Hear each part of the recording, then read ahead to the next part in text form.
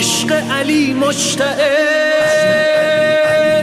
در نفس اهل دل، ذکر علی متصل بر لب اهل دعا.